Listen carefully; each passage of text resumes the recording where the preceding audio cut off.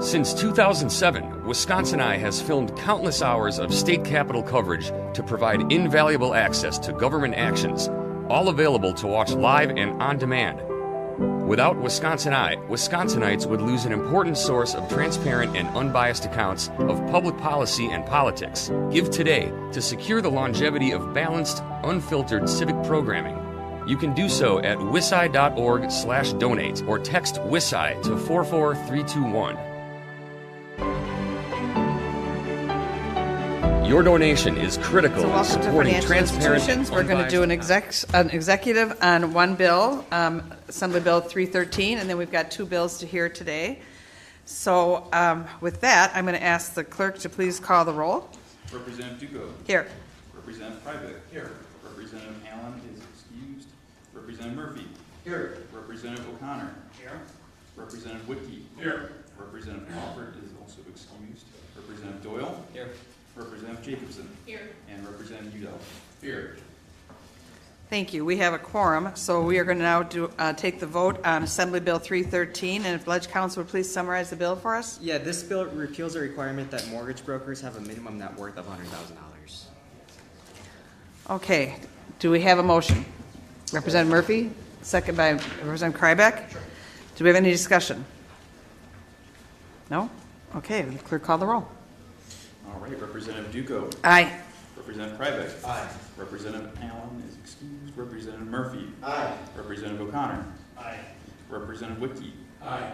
Representative Doyle. No. Representative Jacobson. No. Representative Udall. No. Okay, thank you. That passes. We are going to continue the roll over to the public hearing. So we will move into the public hearing next. And I know some people said they needed to scoot out, so I totally understand. So the first bill up today is Assembly Bill 266, which is a purpose to expand the student entrepreneurship. And our bill author is Representative Franklin and Senator Hutton. You gentlemen have the floor. Or just you. You're big enough to take this on by yourself. Is that a joke between me and 6'6"? Yeah. We're so close in size. All right. Chair Duco and members of the Assembly Committee on Financial Institutions, my name is Representative Ben Franklin, 88th Assembly District. I'd just like to say good morning and thank you for the opportunity to speak on Assembly Bill 266. I'm honored to co-author this piece of legislation with Senator Hutton, and that I believe this has pretty strong support as on a bipartisan basis. Wisconsin has a proud legacy of encouraging innovation and supporting entrepreneurs.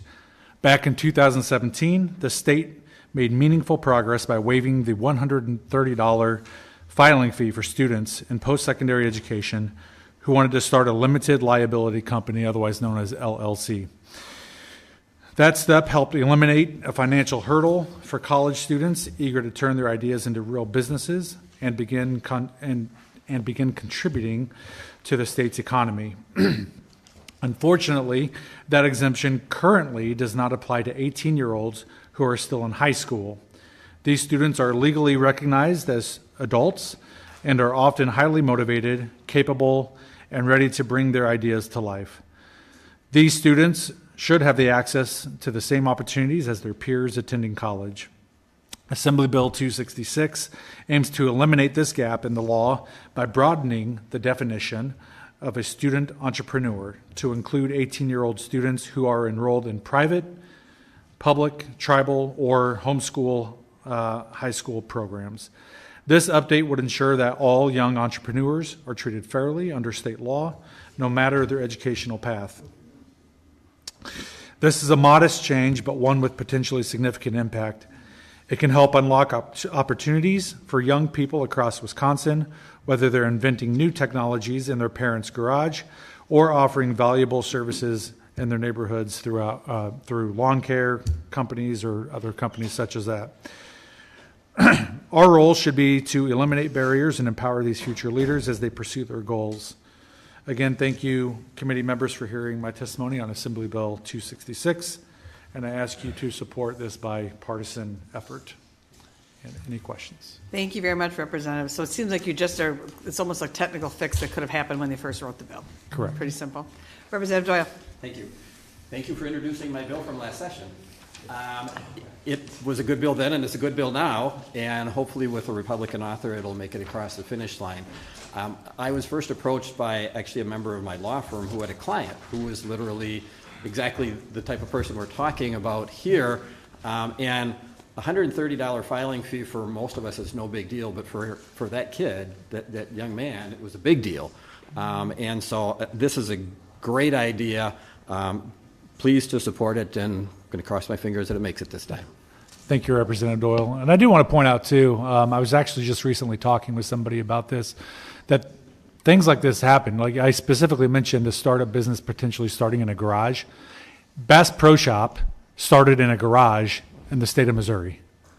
And now that is a massive, massive multi-billion-dollar company that's merged with Cabela's and turned into what it is today. So these things do happen.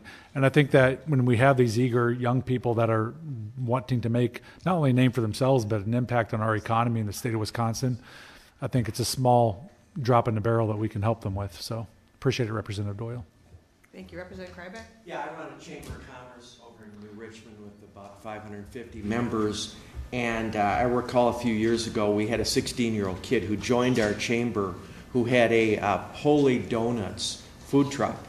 And it totally paid for his college education, work in that food truck. Are we going to be back here in a couple sessions lowering it from 18 to 17 or 17 to 16 is my only concern.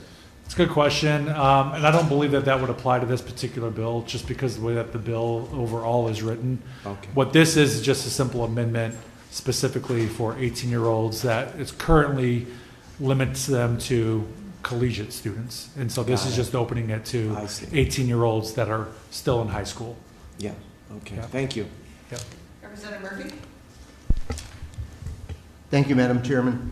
Thank you, Representative, for bringing the bill. This bill only covers college students and post-secondary. Did you ever think about having a bill that just covered all young entrepreneurs?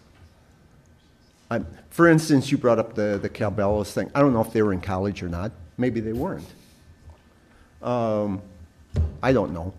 But I'm just thinking that I don't know why we would want to advantage necessarily post-secondary individuals over everybody else. Right. Again, I think Representative Murphy that may be a separate bill. I think the intent of this bill, and Representative Doyle can certainly speak to it as well, since, as he pointed out, this was essentially introduced by him last session. Sure. But this is just simply taking a bill that is already current state law in the state of Wisconsin. It was put into law in 2017, and just simply allowing high school age, or still the same age, but people that are still in high school to be able to move forward on it. And I think that in that regard, you're looking at them as legal adults. We identify an 18-year-old in the state of Wisconsin as a legal adult, and so that's where this amendment comes from. Fair enough. And I'm not going to have a huge amount of heartburn over this bill, reducing a $130 fee. It's not. Right. So, okay, thank you. Representative Woodkey. Thank you, Madam Chair. Thank you, Representative, for bringing the bill. I have two questions. So I'm going to leverage off of what Representative Krybeck said. So as sports in this country move closer to allowing athletes to sell their likeness in different areas, you could have a 15-year-old that may need to set up an LLC to basically get advantages of that structure by selling his license because he's a really great athlete. So I would go along with Representative Krybeck. Why don't we just bring it all the way back to the high school area and make it all the way up through post-secondary for that reason? Secondly, I see that the bill doesn't kick into place until the second month after. And if it does get signed, into law, and the Senate actually moves it before the end of the year. That means that for those young people that have invested the 130 over a full calendar year, they won't see the benefit of this. Was there any thought given to saying, starting with the beginning of our session, that we would allow them to recover their 130 and make a goodwill gesture for that? Those are my only two questions. Okay, I'll answer the second one first because that's the easy one. No, there was no thought given to that, but I can commit to going back and discussing that, potentially looking at modifying it slightly. As far as I'm going to turn the other question back on you a little bit, just because I want to clarify. Are you suggesting that maybe look at it as for all high school age? So identifying it as high school? Yes, I would look at it starting at 9th grade through post-secondary. So that's 4 years of high school.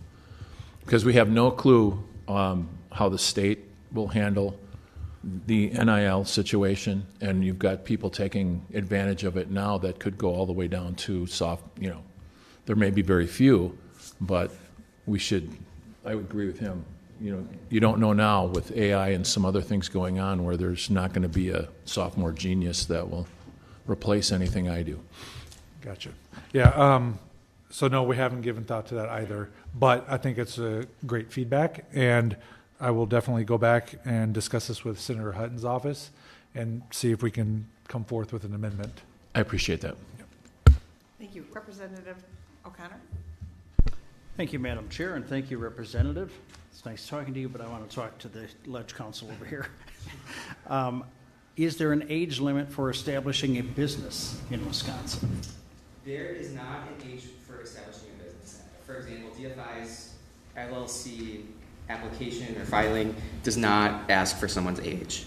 However, there is a minimum age of contract of 18 years old. So someone under the age of 18 has a limited ability to enter into contracts. So that acts as maybe an effective age minimum, but it's not necessarily a legal, you have to be this old to start an LLC.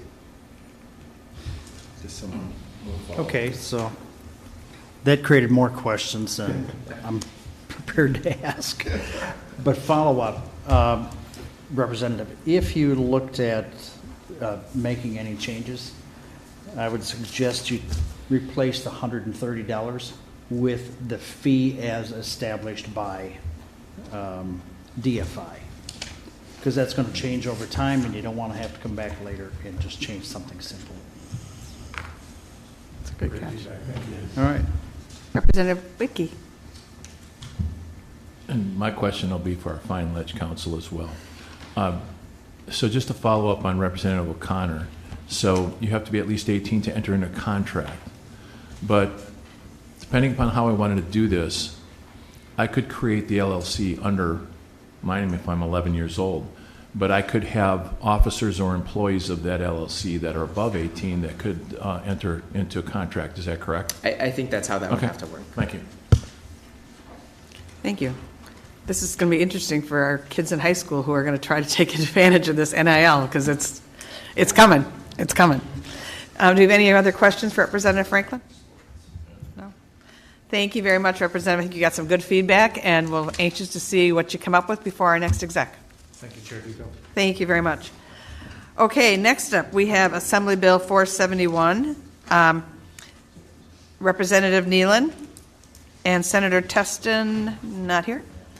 And this bill is on cryptocurrency, so I think you're probably more the expert on this than I certainly am, Adam. So, well, we have some experts coming up later, so save your technical expertise questions for them maybe, but I appreciate the opportunity. Chair Duco and members of the Assembly Committee on Financial Institutions. I'm Representative Adam Nealon from Pewaukee, and thank you for the opportunity to testify here on Assembly Bill 471, also known as the Crypto Clarity and Innovation Act. Assembly Bill 471 positions Wisconsin to join other states that have adopted blockchain-friendly legal frameworks that are already reaping benefits. Their efforts have spurred job growth, attracted investment, and positioned them at the forefront of a rapidly evolving global economy. Wisconsin should do the same, not only to remain competitive, but to lead. At its core, this bill creates a modern legal framework for digital assets and blockchain technologies, right? It just establishes the basic framework to legalize the use in Wisconsin. It defines key terms like digital asset, self-hosted wallet, node, some of these things that are maybe technical in nature, but it provides some clarity and consistency for individuals, businesses, and regulators alike. We've also matched these key terms. We've looked at federal definitions, what other states are doing. We looked at executive orders. So we tried to establish definitions that were consistent across other states and nationally so that there is not patchwork of different definitions and rules and regulations from state to state. It also, importantly, establishes permitted uses with protections from prohibitions and restrictions. So the idea that individuals or businesses can utilize digital assets like cryptocurrency and utilize blockchain in their business, and there's not a government body telling them they can't. There's not a government restricting the use. So we establish permitted use in state statute. It also expands exceptions for the requirement of state licenses to administer, develop, mine, and stake. Some of these licenses are duplicative of what's done at the federal level, and it also is just another regulatory burden on consumers and businesses from operating in this space. It also supports self-custody by legally affirming the right to use self-hosted and hardware wallets to securely manage one's own assets. One of the most critical components of this bill is its treatment of staking. Staking allows users to support blockchain networks by locking up their cryptocurrency in exchange for rewards, a process similar in nature to earning dividends on stocks. Today, Wisconsin is one of only 4 states that restricts staking. These outdated policies not only limit the ability of residents to earn rewards from assets they already own, but they also stifle economic activity and drive talent and investment to more forward-thinking jurisdictions. Even safe non-custodial staking, where an individual earns rewards directly from a blockchain network without any third-party involvement, currently exists in a legal gray area. This ambiguity deters innovation and discourages both residents and businesses from building here. And I just want to point out one thing that, you know, we do hope this is bipartisan, and we do hope this is signed into law. And I also want to point out for everyone, we've heard a lot recently in the news about like energy and the impact on the environment. Well, there is also an environmental and energy saving benefit to proof of stake, as opposed to the proof of work mining done by companies like Bitcoin. In proof of work, miners compete to solve complex mathematical puzzles requiring massive amounts of electricity and powerful hardware. In contrast, what we're allowing for, basically, is proof of stake, which selects validators, and I know this is technical, but based on the amount of cryptocurrency they lock up as collateral, allowing the network to maintain security and consensus without high energy consumption. This shift in mechanism dramatically reduces the environmental impact. Ethereum's move from proof of work to proof of stake, for example, cut its energy use by over 99.9%. By relying on financial stake rather than computational power, proof of stake offers a sustainable alternative for securing blockchain networks. But currently, as pointed out, if you do decide to put your assets into a proof of stake model, into staking, we're one of only 4 states that you don't earn the rewards that come with that. This is earned taxable income that would be paid from companies like Coinbase or Robinhood. Coinbase has estimated in our talks with them that since this became an issue about 5 years ago, that Wisconsinites have lost over $3 million in income that would be paid directly to them, taxable income. And that is $1 million more since the last time they gave me an estimate, which was 6 months ago. So this is a compounding problem. Every day, Wisconsinites are losing out on income that would be paid to them for staking because Wisconsin does not allow it. Some additional benefits of this bill include attracting jobs and investments. Clear legal frameworks are magnets for capital and talent. States like Wyoming are seeing significant economic returns from providing some certainty and some clarity in their state law for businesses and individuals that want to operate in this space. It also expands financial access. Staking opens up income opportunities for those without access to traditional banking services. Retaining Wisconsin talent. Without action, developers, entrepreneurs, and startups will continue to relocate to states that provide regulatory clarity. We've heard it from people that they're literally moving out of the state. They're literally moving out of the state because of rules that we have on our books in Wisconsin that makes it not friendly to operate in this space. But this legislation is more than cryptocurrency. It's about embracing innovation, empowering individuals, and ensuring Wisconsin remains competitive in a $2 trillion global industry. By passing this bill, the legislature has the opportunity to modernize our state's laws, support reasonable innovation, ensure that Wisconsin is not left behind. It also takes an important step in building our digital infrastructure. Right? Wisconsin is falling behind when it comes to building out future digital infrastructure in our state.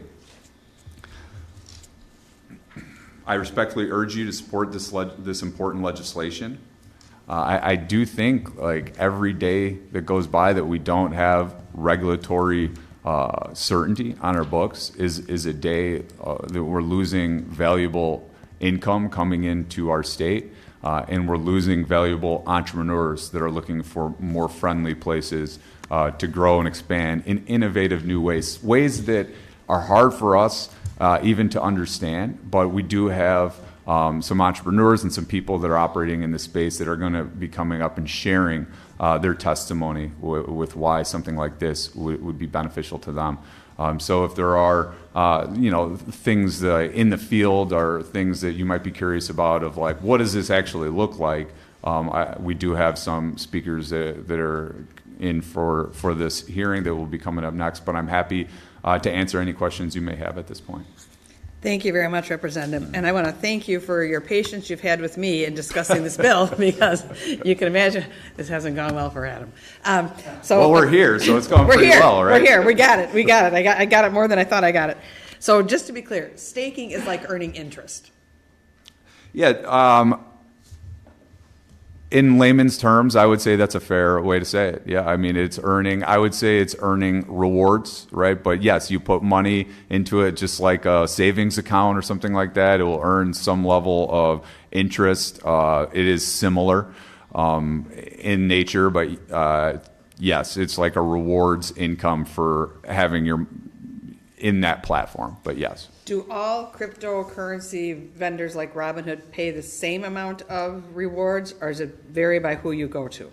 That's a good question. Or a question I should ask somebody else. Yeah, I mean, that might be a question for the next, but I do believe it's based on the amount you have and the platform. So I do suspect that it would vary based on the platform and the amount of that you have in it. So I don't think there would be a standard from one platform to the other. Okay, you said people are leaving the state. So is this based on where you are a resident or where you live? Mm-hmm. It's where you're a resident. Okay, because my son is a resident but does not live here. And I have not had a chance to ask him about this because this is his thing. Okay, so where you live. Okay, thank you. Questions from the committee? Representative Wicke. Thank you, Madam Chair. Thank you, Representative. And My pleasure. I could not agree with you more that this state needs to get out of our mentality now that we can't take any risk or be on the leading edge of something. I just have a clarification. Sure. And that is, at the federal level, I had thought that they were going to bring down legislation that they didn't want. In other words, to kind of level the playing field overall. This isn't in conflict with anything that would happen at the federal level. Correct. It's in line with what's happening at the federal level. It even adopts a lot of like the federal framework and definitions into state. So it's like in addition to it's a nice like partner legislation with what's going on at the federal level. Great. And then I saw something in the bill analysis that troubles me. And it says under current law, the Department of Financial Institutions regulates all money transmissions. I'll ask a question and wait for the answer. So have you talked to them about this legislation? Are they supportive?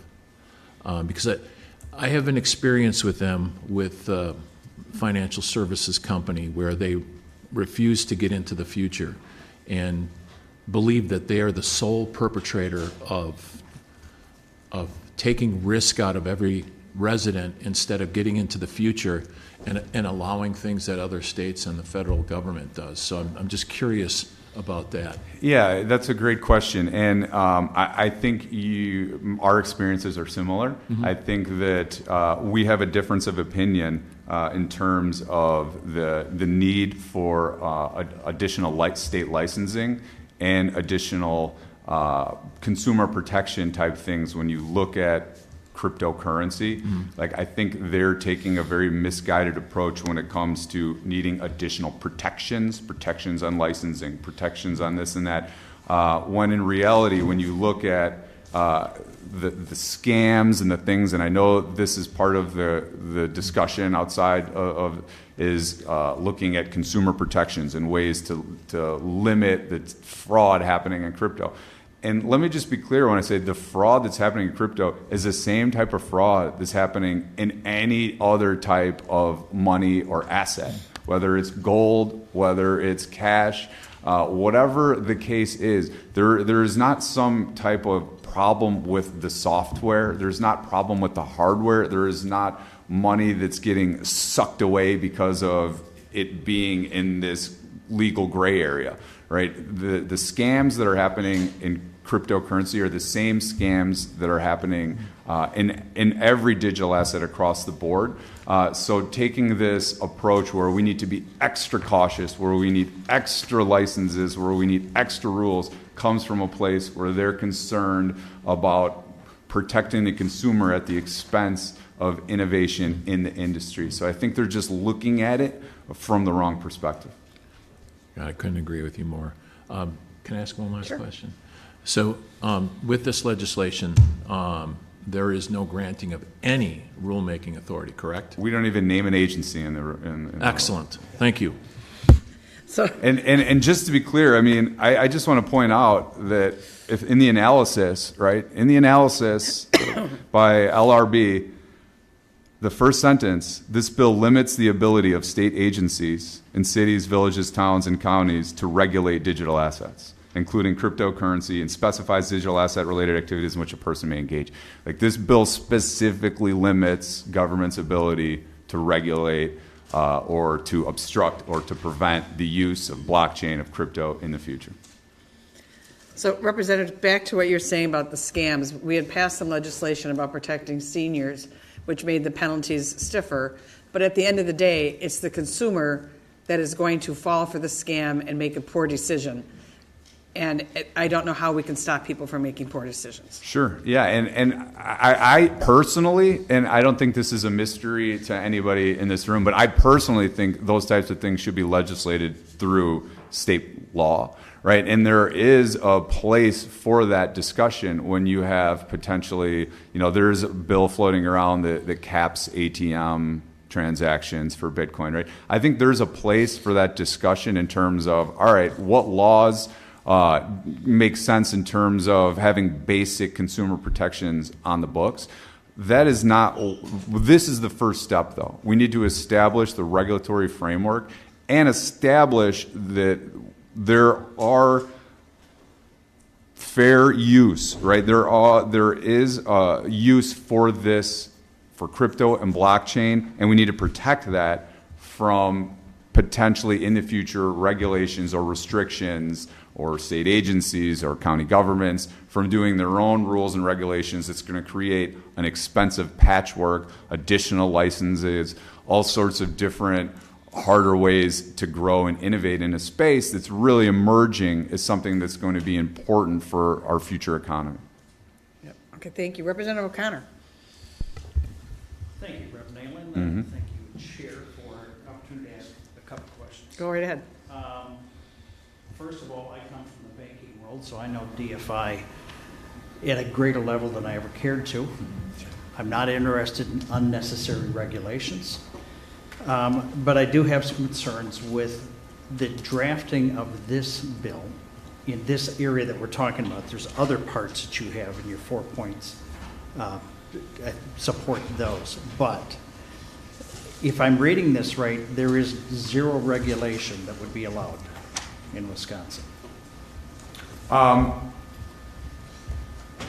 would say that when it comes to state agencies putting on, like looking at this and then adopting administrative rules to fill in the blanks, I think that it's fair. I think that's true. I think that it would, but when it comes to like the regulations, I think this bill would establish like the basic framework of the regulations when it comes to what is the permitted use, right? So these are the permitted uses for these, and I truly don't see the need for then a state agency or some sort of rulemaking body to come in and then say, oh, no, actually, like what we really need is 50 more regulations that fill in the blanks on this big thing, because consumer protections, we got to protect, what we need is a state license with fees. And so I worry about the handing over the regulatory ability of something that's so emerging and something that really is beyond regulators' ability to regulate in a meaningful way without stifling innovation, right? We need to, and we have a lot of laws on the books with fraud protections and things like a lot of the things, the nefarious things that happen in this space, we already have laws for, right? They already exist. It's just a different mechanism that's being utilized for that fraud.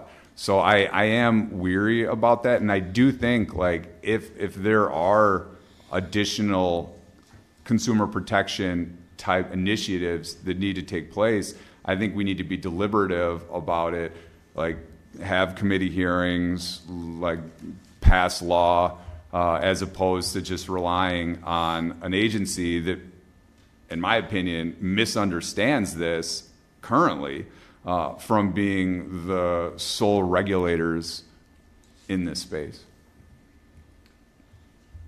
If I use that same logic, is there any reason that we would regulate, license, or restrict the activities of a bank, a credit union, a financial institution, a securities firm? There might be. Yeah, I mean, that's a good question. I mean, when it comes to the banking and industry, I think that I think one of the main knocks on it, one of the things that we hear is the overregulation, right? The compliance aspects, the how much of the red tape they have to deal with, and I think this is an opportunity for us to look at it maybe in a different way, as opposed to just continuing to pile different rules on the books and have all the need for as much compliance.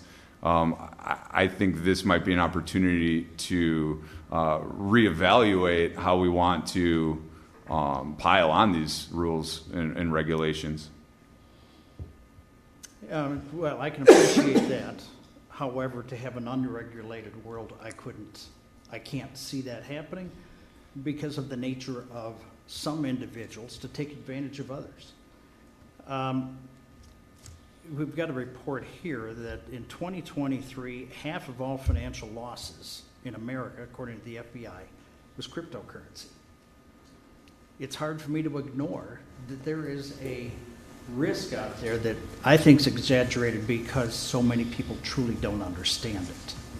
Have a case that was brought to me on Monday where we had an individual of important standing, but was elderly, and with a BTM, which is a virtual currency kiosk, was taken for $16,000.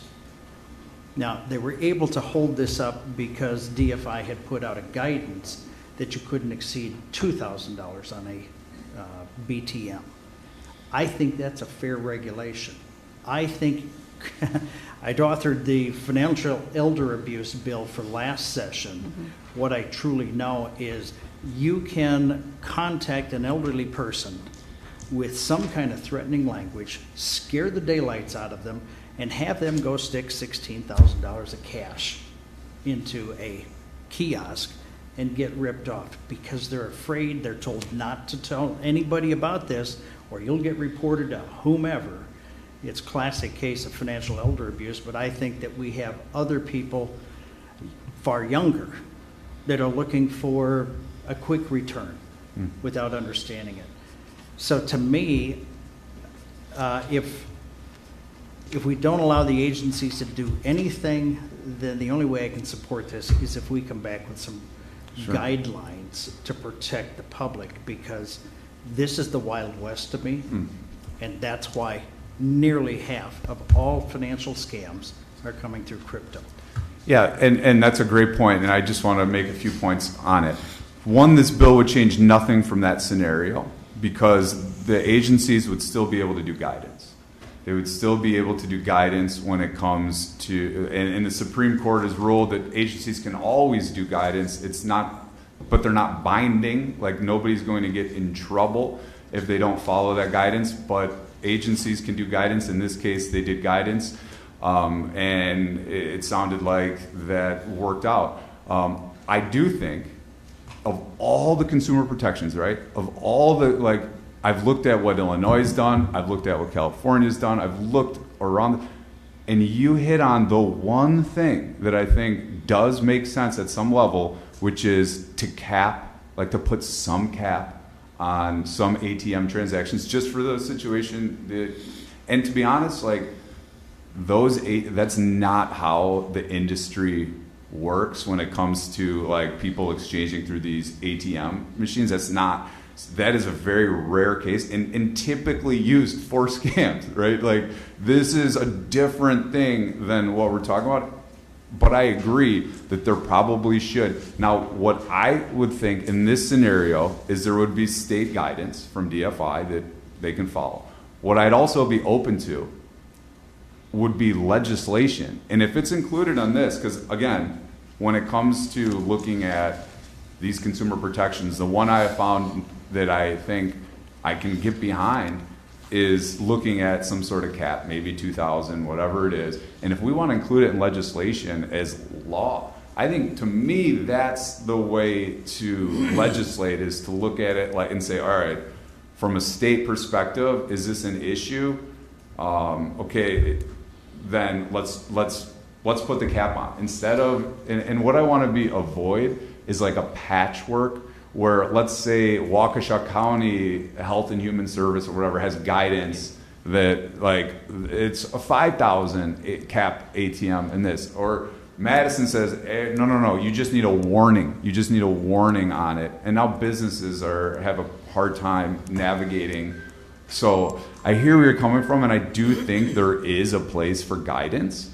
But in this scenario, like, and if you wanted to, and we could talk about potentially looking at, like, all right, are there consumer protections that are needed in this bill? To me, I personally thought of it as a separate bill, and I know Senator Teston's actually working on a separate bill along these lines.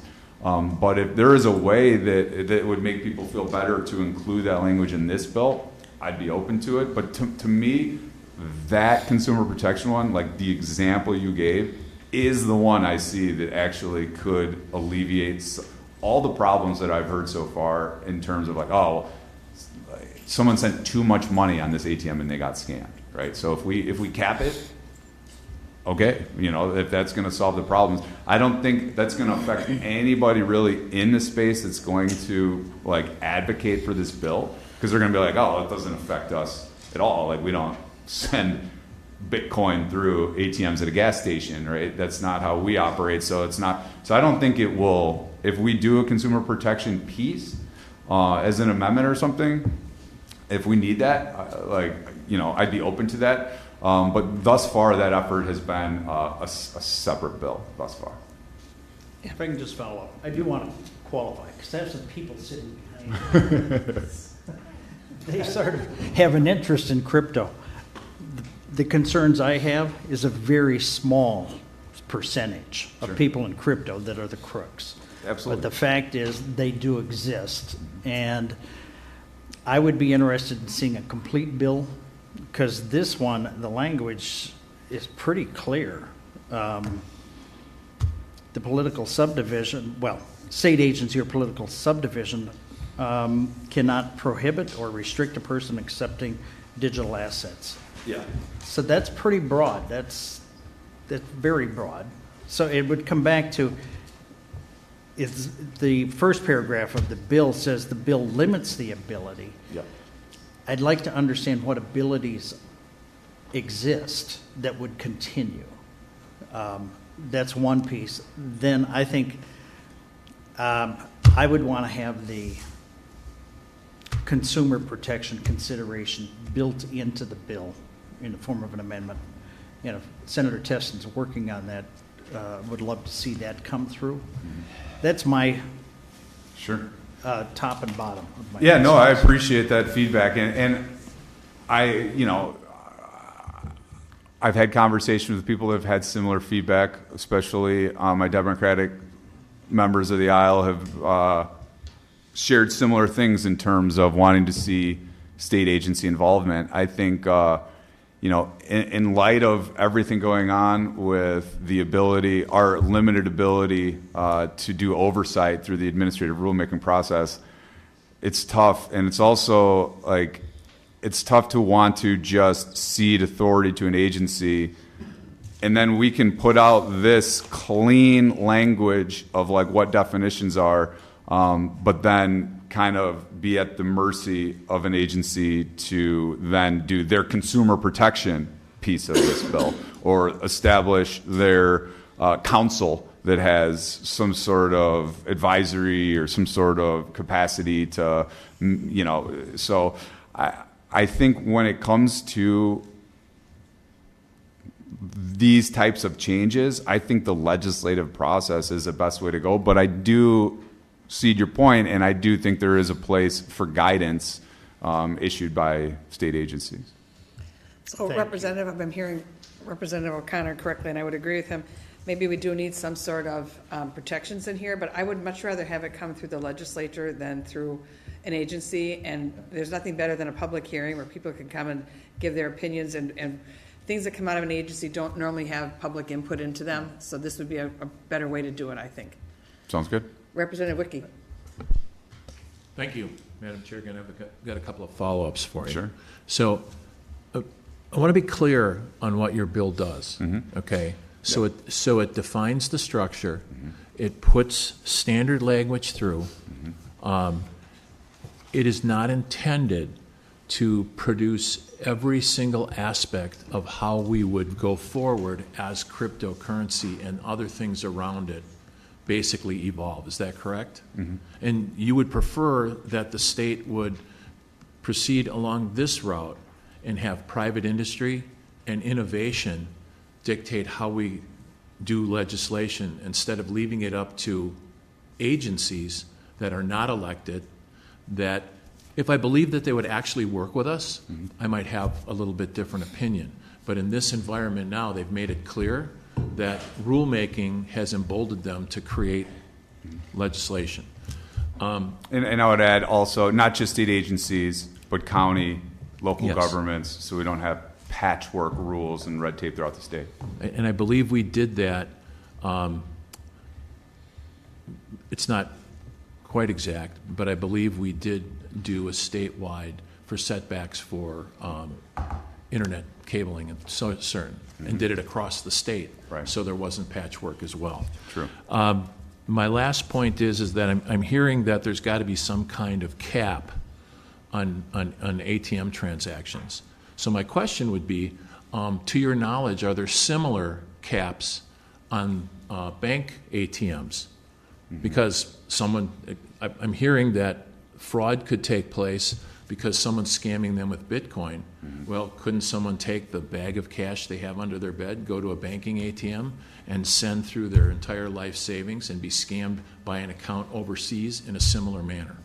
Yes, and I think was the point I was trying to make when it could be any mode of payment, right? It could be it could be gold, it could be cash, it could be like the scam is the problem, right? It's not necessarily the asset that you're sending, right? And that's why I appreciate the bill you're trying to do to set us on a path to be at the leading edge of something instead of pulling everything back on one portion of an industry where maybe it doesn't exist in other areas for similar transactions. So I appreciate that. Thank you. Thank you.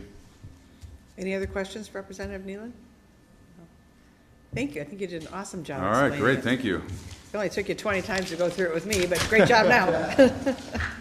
Okay, coming up next, we have Maggie Schmidt and Ian McGallagher. Ian, did I story that really, really well?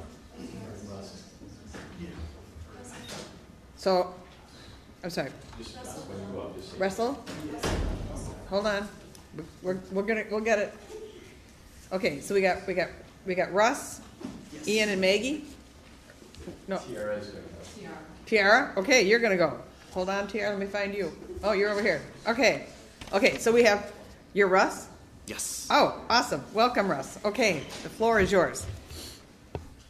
Awesome. Thank you. Thank you for allowing me to come in today and speak to everyone. I appreciate the sponsors who've been able to put this together. My name is Russell Frum. I'm one of the co-founders of Wi-Fi Wireless here in Madison, Wisconsin. What we do is we enable cellular devices like cell phones, laptops, even cars to use basically available commodity Wi-Fi technology. So likely most of the people in this room have used our service and didn't even know it. We're in a part of the blockchain industry that is called DePIN, which is decentralized physical infrastructure. So this is both public and private technology that allows communications, for instance. So my background is in telecom. I graduated from UW-Madison with a computer engineering degree and worked in the telecommunications industry for quite some time, building cellular networks.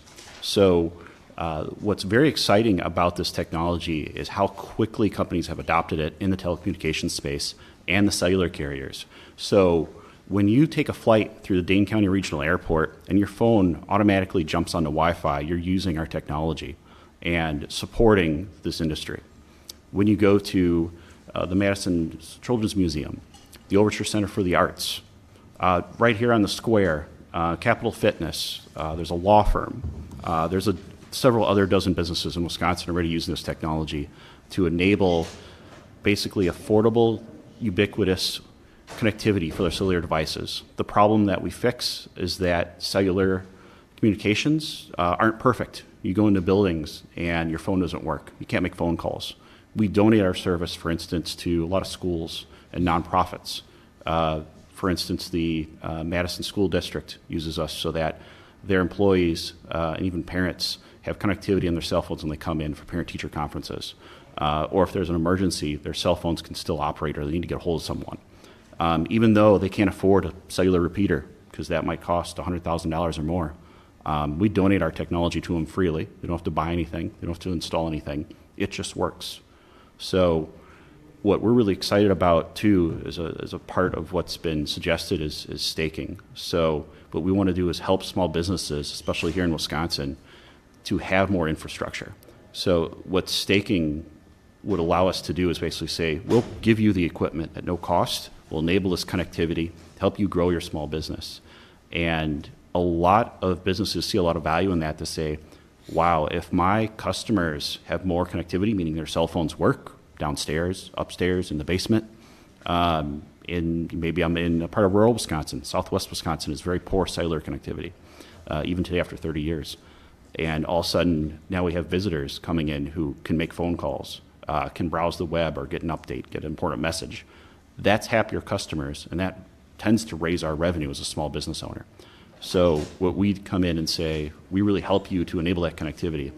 And why blockchain technology is really important to me and to the industry is that it is a fantastic means of quickly exchanging, basically, I work with stable coins, so US dollars, the digital equivalent of it, and say, I want to pay maybe a business and say, you're giving me cellular coverage in your area. Cellular carriers pay us for that. So they'll say, hey, I'm going to pay you X amount per gig. So let's say here on the square, we go to a local restaurant and say, I'd love it if all of your customers can have their cellular devices just automatically work when they walk in the door. No pop-ups, no ads, it just works, almost like a mini cell tower. And I'm willing to pay you for that because the cellular carriers are paying me. And with blockchain technology, I can pay them effortlessly. So instead of paying US Bank $1 for every ACH transfer, I can do it in a couple seconds, pay them, they can see it, they can verify it immediately, and I can do hundreds of transactions if needed throughout the year, and we're not paying fees. We're doing it instantly instead of waiting 1 to 3 days. And then if staking was made available, they'd be able to say, hey, maybe we change our payment agreements where we pay less often or more often, or if there's an interest we can make on these payments. That makes it very exciting as well, also for investors who say, I want to support what you're doing. I think more people need to use this technology and need to make it so that not only the Dane County Airport or the Madison Children's Museum or the Madison School District can not only have great connectivity, but what about all the small businesses, part of all the local chambers of commerce? I'm a member of our local chamber of commerce, and I'm offered them to say, I'll give you equipment. I'll help enable this technology for free, because in the past, you had to pay fees. Every month, you'd have to pay fees of $10 here, there, everywhere, and it starts to add up to hundreds of dollars to enable for cellular devices to work everywhere. I've covered a lot of different points here about why this is very important for, I think, the industry and for Wisconsin. Most people don't even know that we exist, yet we support 258 carriers worldwide. Most people don't even know when they take a flight through the Dane County Regional Airport that our service is helping to power the cellular connectivity throughout the terminal. Same thing when maybe they go to a museum or they go to see a show that, oh, my device just works. They usually don't question why. You just expect things to just work. For whoever my carrier is, I want my phone to always be connected, especially in today's age where we're always communicating. So, us as a kind of a very innovative tech company, in my humble opinion, that most people aren't aware of, we're big adopters of this technology, and there's a tremendous amount of adoption and growth just in the past year. I've been working with the Dane County Regional Airport about 2 years to help improve their connectivity, so they have happier travelers, happier customers for small businesses. And that's why this is really important to Wi-Fi Wireless, our company, to encourage this industry, encourage Wisconsin to have more technical growth, encourage more investment here, and have more companies that are doing this, and also help small businesses increase the amount of business they have and have happier customers. So people are trading and paying for things with Bitcoin because of their connectivity on their phones? Is that? We don't support anything but U.S. dollar and stable coins. So digital U.S. dollars. We don't do anything with Bitcoin. Okay. Do we have any other questions? Yeah. Okay. Well, you do? Representative O'Connor? If I'm hearing you correctly, you're primarily talking about how you leverage the blockchain technology to do what you're doing? Yeah, so for payment settlement. And I don't have any questions about consumer protection. Thank Nope. you. Thank you very much. Okay, I think you got off easy. Yeah, all right. Okay, so next up, we're going to have Tiara.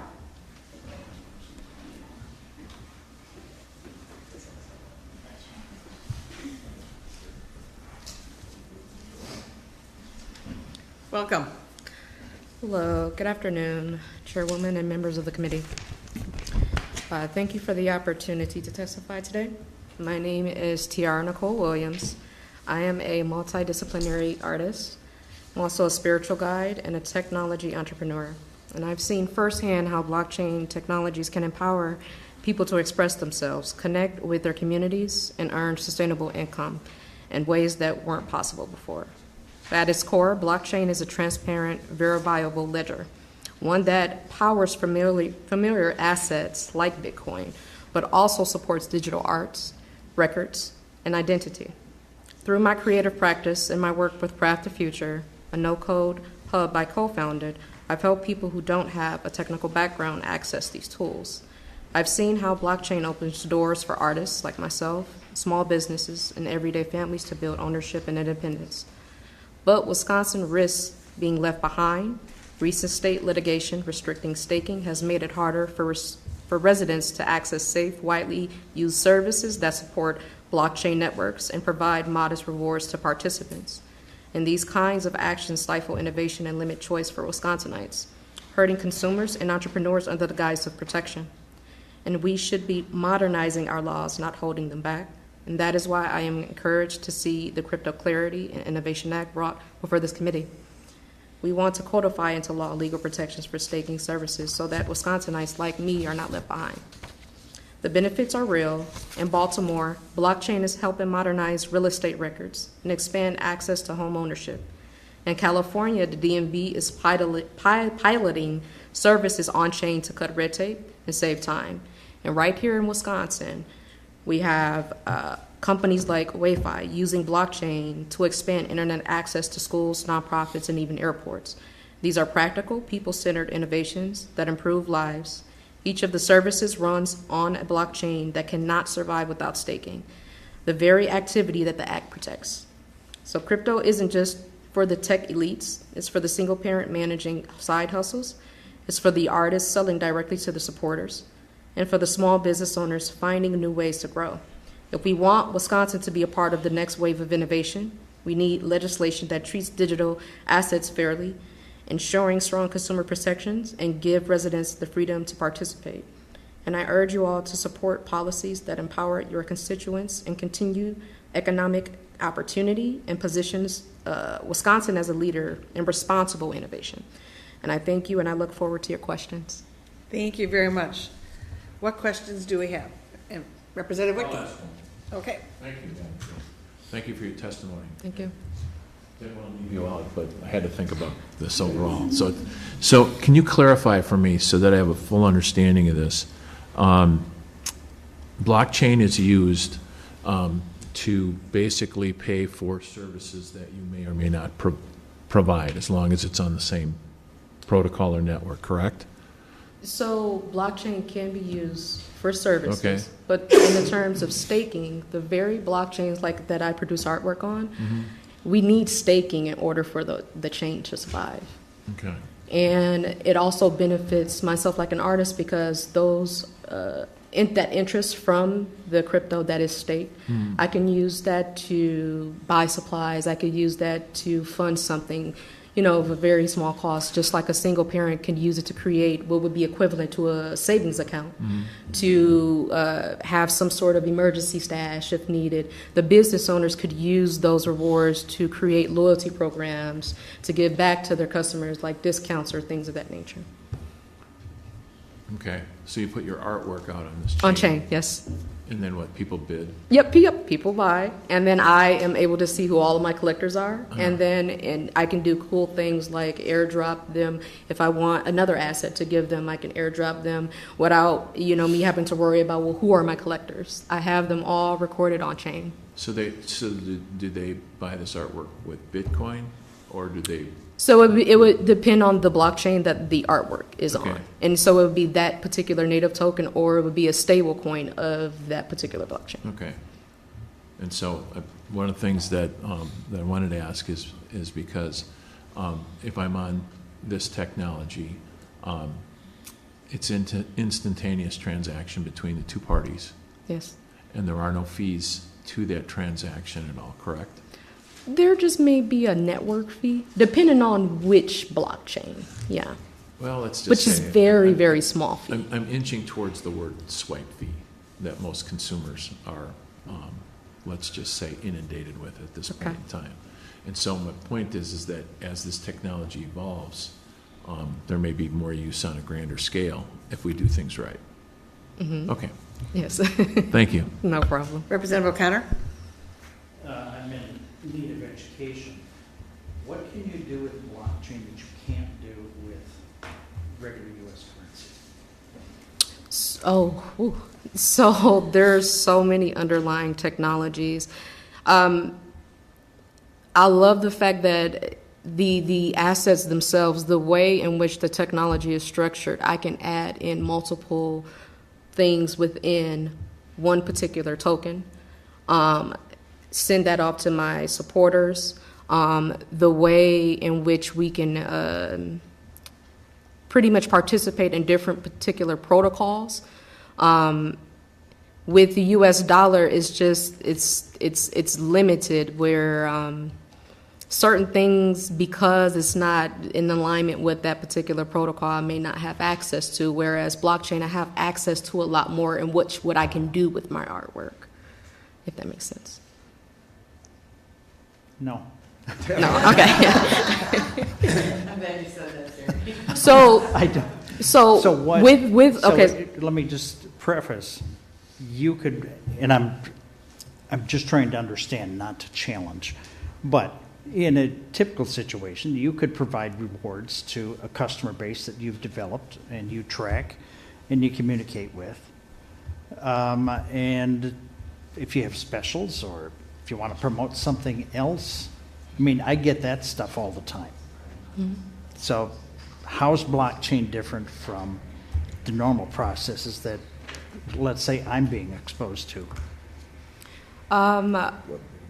I would say the transfer of the assets and what I can do with the assets versus just using the U.S. dollar. I give you a physical piece.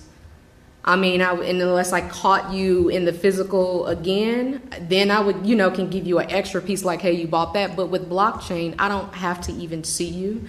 I just know that you're a holder, and then I could airdrop multiple pieces to all of my collectors without me having to do a heavy lift or a transaction of physical USD dollars having to be involved, if that makes sense.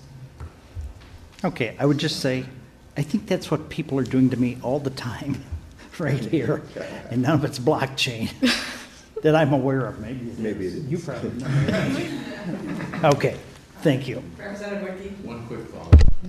So, if I understand the industry and where it's going, aren't most digital assets backed by U.S. dollar currently? It depends on what the digital asset is. But many of them are, and we're trying to evolve to a way where that the United States becomes the standard as to how those assets are backed. Is that correct? Yes. Okay, thanks. Do you have any other questions? I may be calling you later. Okay. Thank you very much. Thank you. Okay, so next up, do we have Maggie Schmidt? Oh, Ian McCullough. Got it. Welcome, Ian. How are you this morning? Good. You're in the hot seat, Ian. Happy to be here. Good morning, everybody. Thank you, Chairman Ducot. Ducot, yeah. Ducot, and committee members for holding this hearing. I'm really grateful for Representative Nalen and Senator Testin for authoring this bill. My name is Ian McCullough, also known as Cullough. I am a Stand with Crypto chapter president for Wisconsin. And I proudly represent over 23,000 advocates across our state. I'm a fifth-generation Wisconsinite and a deep technologist. Studied computer engineering at Marquette University. My dad's in computer science. And I'm deeply committed to ensuring that Wisconsin embraces technologies that expand the opportunity, transparency, and the economic freedom of all Wisconsinites. So blockchain and cryptocurrency, to me, are really transformative tools that empower individuals and businesses. And at its core, the fundamental difference in blockchain that changes is that it's a public, verifiable ledger. And that in itself enhances trust and efficiency in all industries, ranging from supply chains, public service, art, and music. And as a leader in the Wisconsin Stand With Crypto chapter, I work with thousands of advocates who see crypto as a way to build a more inclusive economy. Say it's one of the most, the internet to this point has been the most inclusive technology, brings everybody in. Cryptocurrency and blockchain brings even more people in the fold. And it is adopted at an even higher rate. And I believe that what that does is prioritize Main Street over Wall Street. Gives some of the tools that maybe only Wall Street had for so long in the hands of everyday entrepreneurs, everyday citizens. And what I believe this does is it empowers Wisconsin to have an economy that is a proper digital and democratic infrastructure to compete in the 21st century. But unfortunately, Wisconsin is falling behind in this. With the recent state litigation targeting staking and staking services, it sent a message to our brilliant innovators all across the state that this is not the place for them, that they're not actually welcome here. And I think that this is some damage that has been done in this industry in Wisconsin, and it might take a little bit to recover, but I think that with this bill and this renowned hope that just having some basic definitions and rules can and the fact that all the innovators and people know that the legislators are listening and paying attention and actually engaging, this is a really, really good sign, and it brings a lot of renowned hope. So I'll just touch on the staking piece. Staking is not necessarily, it's not a speculative investing. It's not a security either. It's a technical process to operate and secure a decentralized network. That makes it simpler, right? It is a fundamental part of the majority of many blockchains. The proof of stake blockchain Cardano uses non-custodial liquid staking mechanism to ensure its network security. So it prioritizes self-custody and instantaneous liquid staking. So you can move your delegation from anywhere. And because it's proof of stake, it's also incredibly energy efficient compared to Bitcoin. As Nayla mentioned, it's almost 100% more efficient in its energy usage, yet as much decentralized and secure. And recently, Cardano has enabled its decentralized global governance layer. Yes, the governance layer, where now all these participants in the chain that have the staking mechanism, they implement the staking mechanism now in order to do governance, for voting, for their civic duties, for delegating their value to the people and to the ideas and to the budgets on chain that they support. So staking is, yes, it is, in layman's terms, it can be looked at as a way to generate interest on have a simple yield-bearing instrument. But it is a lot deeper than that. It is, at least in this particular instance on the Cardano blockchain, it is the very essence of delegating value, choosing what it is that you support. It is, in a sense, the democratic principles. So I urge this committee to support the Crypto Clarity and Innovation Act and position Wisconsin as a leader in responsible innovation. By embracing this blockchain technology and to protect the staking, we open doors for our citizens and ensure our state remains competitive in the national and global economy. And thank you very much for everybody's time, and I look forward to hopefully answering some questions. Do I have any questions? Representative Whitkey. And thank you for your testimony. So now I'll go a step further. So most people are probably mired in the traditional banking system, credit union, et cetera. In layman's terms, in general, can you describe what the difference between blockchain and cryptocurrency is to what people are normally used to? Because I think that's probably the biggest issue. People see the value I get out of my bank account, et cetera. They're deathly afraid of something that you can't see. So if you could do that, that'd be really great. Yeah, no. So, like I mentioned, the blockchain is all it is a kind of a new way to store data programmatically and automatically using peer-to-peer. Like Bitcoin is probably the best example because it's very simple and it's one of the first ones. And the main difference is this is a public verifiable ledger. So go to a bank, they have their ledgers, but you can't necessarily track where things go unless you are in the bank. We don't have a public digital infrastructure in this country.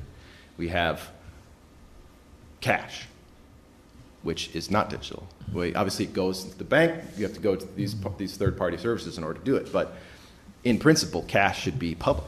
We shouldn't need banks necessarily to do it in principle. So what blockchain can enable is essentially the first way to have a public digital infrastructure. And on top of that, like moving it a little bit further, there is a programmatic layer. There is an application layer to this. This isn't just a ledger. It's like when you keep it automatically keeps the records. It always stays secure. Everybody's working together in a decentralized way by operating nodes, essentially doing the calculations, determining, yes, this is a valid transaction, gets added to the chain. So in a way, it forces everyone to collectively decision make, to come to consensus, and to a point where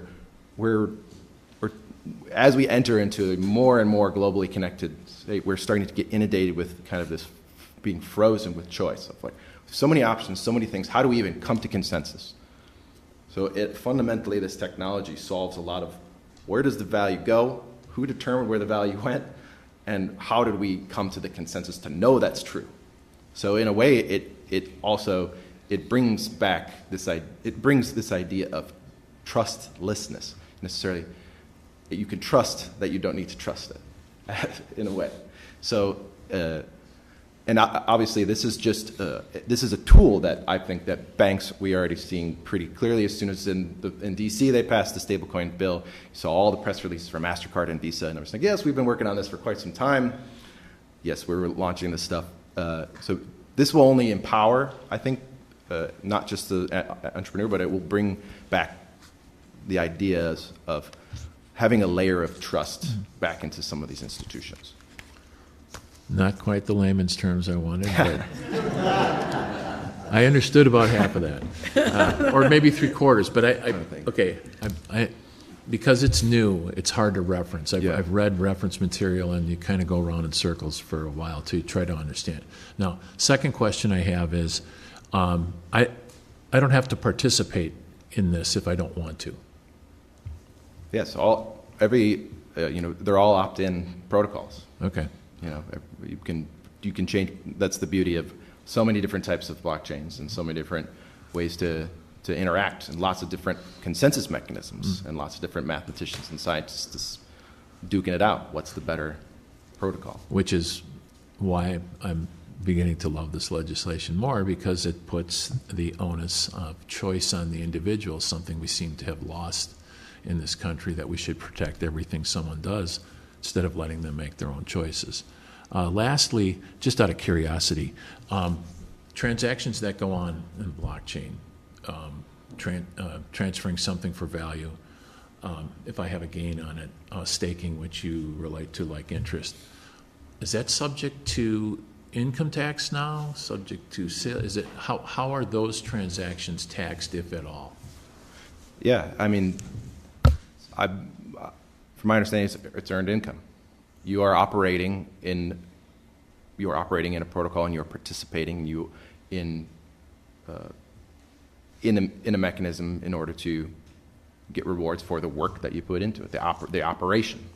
And that that's something that maybe, I'm sure there's maybe some counsel around here that could probably answer that a little bit better than me. But when it comes to, if we can maybe go back to the layman's terms, maybe I have a simpler solution. The public ledger, maybe that's even already harder for people like it's like a shared notebook. If everybody had, back before digital records, we had a notebook of all the transactions and everything. I'm sure some of you, everyone still has that notebook somewhere. But everyone can go in, but imagine if everyone had the notebook in all the homes, and they were magically written with all the new, every new transaction in the town was added to that notebook automatically. And everyone can verify each other's notebooks instantaneously that they're all the same and that all the transactions are there, they're immutable, and that they match. And so just that in itself, having that public ledger, like this, differentiates it a lot from the traditional banking system, where we're going to, and of course there's so many other things you can build on top of that, but that is the fundamental piece. I think maybe that's a little bit of an easier way to imagine it. True, but I'm just going to believe it's going to pose some interesting tax issues that will have to be solved along with the infrastructure that you'd like. Thank you. Yeah, and I definitely welcome those conversations, and I hope that we can all come to, we would love to explore more about what that means. Representative Murphy? Thank you, Madam Chairman. You use the term publicly verifiable ledger. That makes me concerned about privacy. So it's like all your information is out there. I mean, one of the things about banking is I have an account, the bank knows what I have, I know what I have, nobody else has any access to that. Talk to me about that. Of course, yeah. So, the first thing I would say about that public verifiable ledger is, there was originally when Bitcoin came out, people thought this was something that you couldn't track, and you couldn't, and actually, if you there mentioned some FBI statistics, there's a lot of FBI, there are statistics as well as how much was recovered because it was able to be traced. So there's that one point. But when it comes to the issue of privacy, it's super important. How would any enterprise, anyone, with compliance, how are you going to actually comply and use these technology but secure people's privacy? And what the beauty of the blockchain industry is the innovators that have been able to use this initial public ledger as a starting point to build additional layers, try different mechanisms. There are a lot of private blockchains that have already existed. When we're talking about Bitcoin, Ethereum, Cardano, like all these big, those are like the main cryptocurrencies that everybody's aware of that use blockchain technology. But we have a great entrepreneur in our state, Michael Adams, who runs Atom Aerospace, and he uses a private blockchain in order to verify his data to send to the Department of Defense. And so he's not sharing that stuff with anyone else.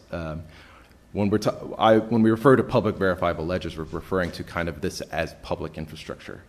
But there are private infrastructures, and when it comes to privacy, there are. Are you saying that the privately verifiable ledger is just allowing you to see that the numbers come out, sort of? Is that maybe the way of, in a way, rather yeah. than seeing individual personal information? So it depends what you store on the chain. Like you can store people's personal information. They're quite lean, so even though they're global, and there are a lot of blockchains that are quite lean. But this privacy aspect of things is something that is really, really, really important. And what we're seeing now is this in the blockchain space, and now this is not a layman term, but it's called zero knowledge proofs. And this is a technology that has been enabled by the use and exploration in blockchain. It's been around for a while as a computer science theory, but now it's being implemented at scale, where we can essentially use tokens on a blockchain in order to program in privacy. So you can have programmable privacy in a way where now this administrative layer of privacy for compliance, a lot of that compliance, we're seeing the products coming out claiming to say, hey, can remove a lot of this compliance and this administrative overhead because we have these things called zero knowledge, which is a cryptographic proof that essentially you can verify this thing exists without seeing it, more or less. And I'm not a mathematician. I would recommend people can go do their own research on this, but there are a lot of enterprise solutions entering the space globally, people having these conversations in many different high-level chambers and discussions and legislation about zero knowledge and how this, as a potential technology, could solve this privacy element, not just because it's public ledger, but enabling this technology enables things like that. Or, for example, if there's an elderly person who is asked to go take out these funds, we have these programmable fail-safe mechanisms that we can put into place to say, well, maybe, Grandpa's kind of getting a little older. We're not really sure if he's going to get spooked pretty easily. Let's add another signature on this so that the wife has, his wife has to do it, or his brother or his attorney or whoever can go in and automatically nothing can go out to after a certain amount without having another signature. And these are automated systems that can be built upon. So the privacy element is something that is really a fascinating development in the blockchain space, and I think we're going to be seeing that coming out like bigger and bigger as zero knowledge starts to develop in its consumer technology. Thank you. Thank you. Yeah. Any other questions? Representative O'Connor? Couple of things. Earlier, I was bringing up the issue of the BTMs, and where we had a guidance coming out of DFI at $2,000. From your perspective, that's an identifiable risk. Would you object if the bill were amended to put in statute that language in contrast to a guidance, so it's actually enforceable? My personal opinion, I find the clear directive of definitions and simple permitted use cases, and the simplicity and direct motion of that bill moving into just clear guidelines of definitions. To me, that's like what we wanted for a very long time, is just what are we even talking about, and why, what uses are there, and to me, I don't know if I would necessarily object. To me, that doesn't seem, but in my personal view, I would tend to agree with Representative Nalen in the idea of I would like to see another bill like being built on this to focus in on how do we look at staking even deeper, how do we look at these BTMs deeper, and where is there room to start focusing on those things, because until we have clear definitions, it's something we found in so many other states. The first step is to just clearly define what we're talking about, because unless we define what it is we're talking about, it's very hard to start asking for compliance and asking for guidelines for things that has yet to really be fleshed out in the state. And when the council and attorneys all around, they're going to want to know that too. Yeah. To give you an idea of what happens in this building, this 2-year term at 25, 26, in the assembly there will be somewhere around, 11 to 1,300 bills introduced. Maybe half of those will get a public hearing, and maybe 300 will actually become law. So for us to pass a bill with a missing component, there's nothing that says we'll ever get to that component. So I really would want to see this bill have more flesh on it before I'd support it. I wanted to back up public verifiable ledger. Representative Whitkey is a CPA. I'm a banker. I would request, pardon? Not a CPA, but thanks for giving me credit. I just echo. He's really a great guy, too. Thanks, I appreciate that. The point being, as a banker, I would be asking for audits. So you've got a business that's involved in crypto. You've got an individual involved in crypto. So when you use the public verifiable ledger, is this something you can get in writing that you can put into a audit report? 100%. Yeah, that is definitely the idea of these ledgers making, and I think that question kind of even leads into that idea of like, okay, even just having this shared public ledger, you start to see how much that impacts every vertical in anything that touches the internet or might use digital infrastructure. Just having that shared, trusted source of where are these transactions and where they're going, and it allows for so much more transparency and like an automated systems to take some administrative overhead off of compliance. We know that, as you know, the compliance sometimes can be half of people's budgets if it's a really tough time, a really tough year, if there's really difficult challenges. And that is a huge limiting factor. So when we talk about the ledger, we're talking about a lot of that administrative load being put into the hands of a decentralized, automated digital infrastructure, a compute system of consenting people from all over the globe, like participating, and that's something really interesting. And I'm sure maybe Spencer can answer more questions about the legal or financial implications of this. And if you still have questions, I would recommend asking. Okay, final question. This is a few years ago, but Sam Bankman-Fried with FTX took investors for hundreds of millions of dollars. Sophistication. Yes. The question I have is, can someone still do that today?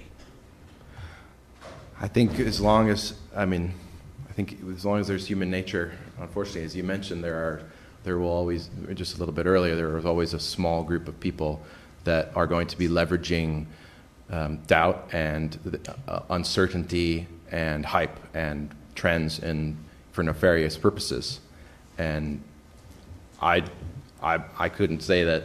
I think defining things and sending permitted uses and making permitted usages clear and allowing the good actors to come forward and be the leaders in the space and to be I think that does a lot more to industries. But will there ever be another Enron situation? Will there ever be another will there ever be another Ponzi scheme? Those no. I think we're in this point of time with Sam Bankman-Fried where there was a new technology. There was a huge hype cycle, and a lot of people did not understand it, and unfortunately, they were victims of that nefarious. Yeah. Thank you. Yes. Thank you.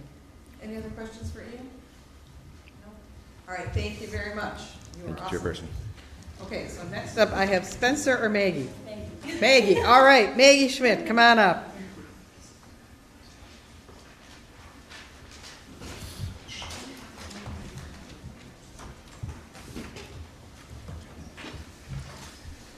Welcome. The floor is yours. Thank you. Good morning. We're still in the morning. Chairwoman Ducow and members of the committee, thank you for the opportunity to appear. Thank you to Representative Adam Nalen and Senator Patrick Testin for authoring this bill. My name is Maggie Schmidt, and I am a musician, creative director, and the president of the Wisconsin Blockchain Business Council. I approach blockchain not only as a strategist, but as someone who has spent years building bridges between art, technology, and community. My work with local organizations and entrepreneurs has shown me that these tools are not abstract. They are living systems that can empower people who are too often left out of decision-making. For me, blockchain is like a song score written into public record. Every note, every transaction, every decision, etched transparently, where anyone can return and see the full composition. It is not simply a financial technology, but a civic instrument. It is a framework for trust, where records endure and accountability is built into the structure itself. At a time when many people feel doubtful and voiceless, these systems can offer a promise of trust and a direct way to claim authorship of our own narratives. But this promise depends on access to the basic building blocks of the technology. One of those building blocks is staking. Staking is not an investment, it is civic participation. It is how networks remain secure and how ordinary users, whether they are musicians like me, teachers, or small business owners, can directly take part in maintaining the integrity of a system. When litigation sidelines staking services, it does not just threaten developers and service providers. It silences these everyday experiments in civic and creative life. That is why the Crypto Clarity and Innovation Act matters. It creates a clear framework so Wisconsin innovators are not pushed to other states or left in uncertainty. Crypto is not just for coders or financiers. It is for the barista starting a side hustle, the educator running a micro initiative, and the community collective preserving their records with dignity. It is for people who want autonomy, fairness, and access. I ask you to support legislation that advances the development and use of blockchain technologies by and for Wisconsinites, to recognize that the future of technology is not separate from culture, from art, or from the lives of ordinary people. By providing clarity, you invest in the very people who will write the next chapter of our shared story. Thank you, and I welcome your questions. Thank you very much. Absolutely. Do we have any questions for Maggie? You got off easy. Thank you very much for coming. Appreciate it. Okay, next, our final person to speak on this is Spencer from Wanakee. I am. All right. Yeah, played some hockey there. Oh, nice. Good morning. Thank you for having me. Really appreciate it. When you go to a networking event and somebody says, "So, what do you do?" Many of us have a really easy time answering that. Yeah, I'm a lawmaker from Eau Claire, or I'm a CFO at an engineering company. For me, it's really difficult because I'm a speaker, consultant, educator, so I've trained the DOJ at the federal level on cryptocurrency recovery and analysis. I'm all over the place. So I gave up on trying to figure out in which context I should answer somebody when they say, "So what do you do?" So I simply say, "Hey, I'm a professional soccer spectator." I have a 14-year-old and an 11-year-old, and it seems like they have games all the time, and I love it. My son, 14, his name is Dominic, he also has been refereeing now for 2 years. And you should see how hard it is to be a referee. If you haven't been one, I would put it up there with one of the hardest jobs there is, especially at 14 years old. So when he puts on this jersey, all of a sudden it opens up him to all kinds of criticism that you would never get otherwise, from players, from coaches, and you know what the worst is? Parents.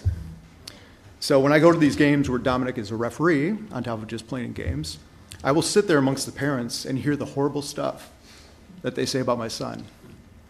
And it's really hard to hear that. But my son, being 14, even when he was younger, he embraced the ethos of 2 American values. And that was personal responsibility and getting rewarded for taking risk. I asked Dom after these games, you hear this stuff from these parents that talk really poorly about you and your performance. How do you feel? And he goes, "Well, if I don't do it, who would?" And talking about a nominal reward for the risk that he takes, he gets $34 for that hour of criticism. And you may be thinking to yourself, well, an hour, that's not so bad. I get criticized 24 hours a day as a lawmaker, right? So maybe I should be a referee instead. But what's salient about this is he understands these things without being taught.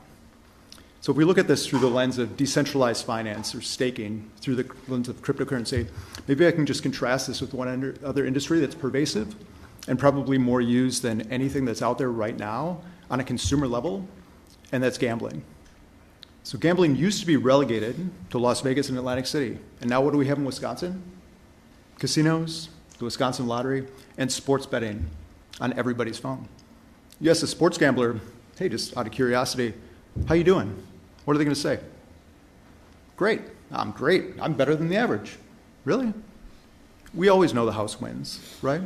So if you get to the subtext of what they're saying, they want the thrill. So when we look at staking within a cryptocurrency context, this is the antithesis of thrill. This is somebody saying, "Look, I believe in this thing, this nascent technology, and I would like to support it by pledging my assets to ensure the sanctity of the data that's contained on the blockchain. And I'm going to receive a nominal reward, just like when a referee steps on that field. It might be 2%, 2.5%, but it's nothing like what you could earn in a money market fund right now on your cash." So when you look at those who advocate for staking, what they're really saying is, look, I want to take personal responsibility. I want to get paid to take a risk upon which I'd receive a reward. And then ultimately, when we think about the 10th Amendment with granted us self-sovereignty and guaranteed self-sovereignty, that allows us as individuals who own crypto to pursue that. Thank you. Thank you. So my kids ref hockey, which is even worse because you're in the building. I believe It's it. a little closer. I believe it. So not Yeah. good. Everything you said sounds like something my son would say to me. 'Cause About he- what? About refereeing? No. No, about the crypto Yeah. thing, because this is his world, not mine. And that is just how he would have put it to me also. So, thank you. Thank you. So what questions do we have for Spencer? Well, why wouldn't Okay, Mr. Whiskey. I like bourbon. So now that I've listened to testimony, I'm starting to get a better feel for this. So can you just clarify for me, blockchain, these protocols, networks, or whatever you want to call them, this technology, it's used for more, it's not just solely something to, it is a vehicle for dealing in cryptocurrency. But I think what I'm understanding now is it's also a way to exchange documents, contracts, other things in a way that's different from what our standard was. Because I noticed in one of the testimonies that it does real estate transactions at a much faster pace than what you would do. So is that the right way to think about this? Because I think people are stuck on the currency side of this and not understanding what it does in other transactions. Yeah, there's a lot of blockchain that's not crypto. So I'll give you an example. I didn't mention I'm an early stage investor in myriad companies as well. One of them is in Chicago, and they said, when we build a high rise downtown Chicago, you know how many documents are created? Tens of thousands of documents. So you have the GC that says this, you have this sub that says this, you have the bank that says this. They go, well, my records say X, your punch list says Y. Why are they different? So what this company is doing is creating a private blockchain upon which all of these parties can agree upon what is the job, when is it done, and most importantly, when do we get paid? And all of that blockchain work can happen instantly, 24/7, with nominal fees, if any fees at all, on a private blockchain. Wow. Yeah. On the building commission, that'd be nice. And then ultimately, when the city of Chicago comes and goes, we want to see what happened, here's the blockchain record, every single transaction that played out. Okay. I have a question for my friend in Ledge Council. So I noted in one of the other testimonies that the DFI says that these ATMs fall under the money transmission law or regulation, whatever they've established. And it says that they have to have a cap of $2,000 on the transaction and warnings posted on the ATM. So does every single ATM that operates in this state have to have the same information on it? So that guidance is specific to cryptocurrency ATMs, and it's also specific to cryptocurrency ATMs where fiat currency is exchanged, so like US dollars, rather than crypto for crypto transactions. So under the money transmission law, DFI can only regulate the transmission of money.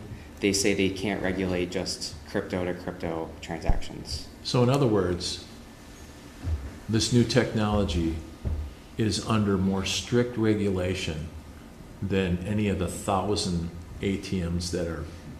I go to my local Quick Trip because I don't get charged a fee. But so that doesn't have to have a $2,000 limit on it, and somebody could empty all of their money out there and hand it over to somebody in the parking lot, and they don't care.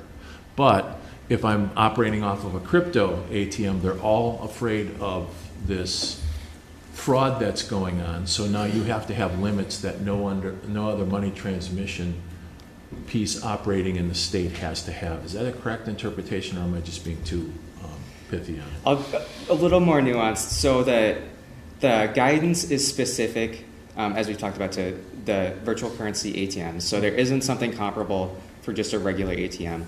But again, what DFI said is guidance, so it's not actually something that has the rule of law. I believe is how they're enforcing. I'm just foreshadowing what I can see coming. But just to fill in on that, I actually established the limits on my own, by my own choice with my bank, credit union, or whatever. So instead of putting a state limit on something, why don't we consider the person that's using the crypto ATM put their own personal limit on it, so that it's a personal choice and not a state regulation. Just a comment, but I appreciate you. Thank you. Representative O'Connor. Just for clarification, this is referred to as a BTM, making it different than an ATM. And I can tell you on the banking side, yeah, we're far